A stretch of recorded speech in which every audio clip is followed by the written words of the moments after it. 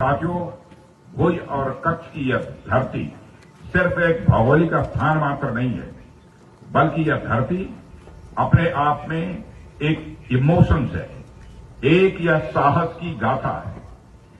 1971 का युद्ध हो या 1999 का कारगिल युद्ध, कच्छ की सीमाओं ने हमेशा हमारे सैनिकों की बहादुरी को देखा है।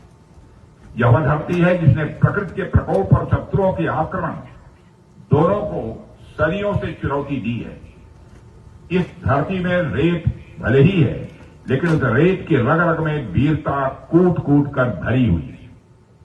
साथियों, इस क्षेत्र ने अनेक वीरों को जन्म दिया है।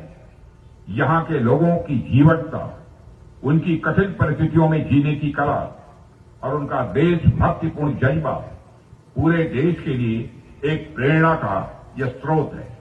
तो देखा जाए तो टेक्नोलॉजी का स्वरूप तो लगातार बदल रहा है। ऐसा भी देखने को मिल रहा है कि कुछ समय पहले तक जो चीज मॉडर्न टेक्नोलॉजी का पार्ट हुआ करती थी, अब वो आउटडेटेड टेक्नोलॉजी का पार्ट हो गई है। और इस बदलती टेक्नोलॉजी के साथ हमारे सामने जो खतरे थे, वे भी अब पहले से अधिक जटिल और मल्टी डायमेंशनल यानी बहुआयामी हो गई। हमारे सामने न केवल ट्रेडिशनल वारफेयर की चुनौतियां हैं, बल्कि आतंकवाद, साइबर अटैक, ड्रोन अटैक और इंफॉर्मेशन वारफेयर जैसी चुनौतियां भी हैं। जाहिर सी बात है, इन चुनौतियों से निपटने के लिए हथियार ही पर्याप्त नहीं है।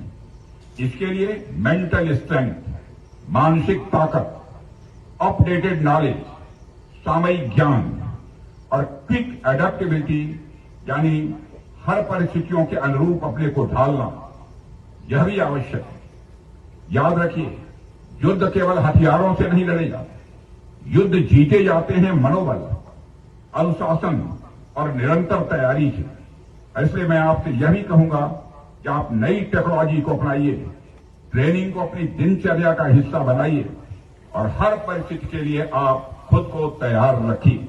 मैं जानता हूं सारे यह काम आप लोग कर रहे हैं, फिर भी रक्षा मंत्री होने के नाते मेरा दायित्व बनता है